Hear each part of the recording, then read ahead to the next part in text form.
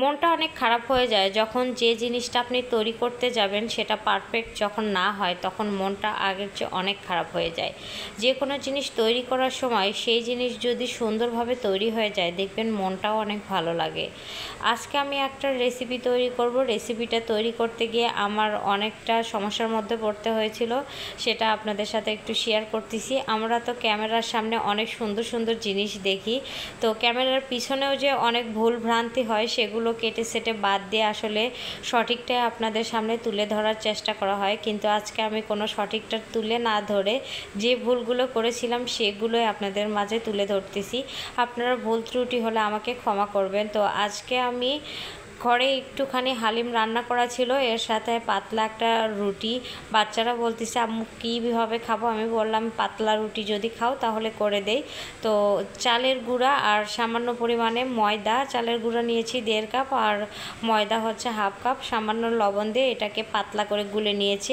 একদমই চিতই পিঠার যে গোলা ওটার মতো করে গুলে নিয়েছি। এরপরে আমি ফ্রাই প্যানে সামান্য পরিমাণে তেল দিয়েছি। তেল দিয়ে এর মধ্যে আমি যে মিশ্রণটা তৈরি করেছি সেই মিশ্রণটা দিয়ে দিচ্ছি।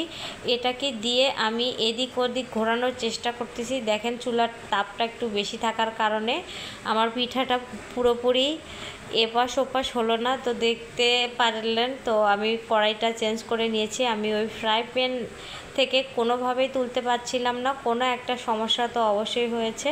চেঞ্জ করে আমি বাড়ির পুরনো যে কড়াই, যেটাতে আমি সবসময় রান্না করি বা যেটাতে লেগে ধরে না, সেটাতে দিলাম।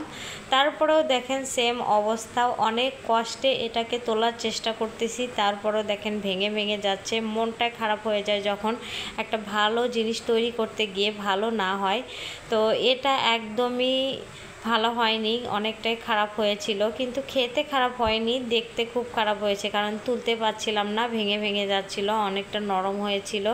এটা কেন যে পারফেক্ট হলো না, এর আগেও আমি অনেকবার তৈরি করেছি, অনেক সুন্দর হয়েছে, কিন্তু এবার আমি কোনোভাবে পারফেক্টভাবে তৈরি করতে পারছিলাম না।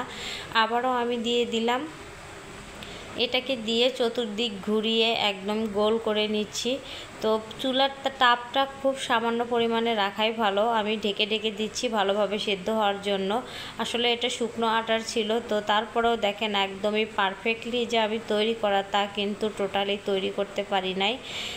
তাও যেরকম হয়েছিল খাওয়া গেছে আর কি, ফেলে দেওয়া লাগেনি। তো এটা মোটামুটি হয়ে গেছে, এটাকে আমি তুলে নিলাম। আর এখন আমি হালিমটার সাথে রুটি দিয়ে এটা এখন খেয়ে নেব। বাচ্চাদের এটা এভাবে আমি দিয়েছিলাম।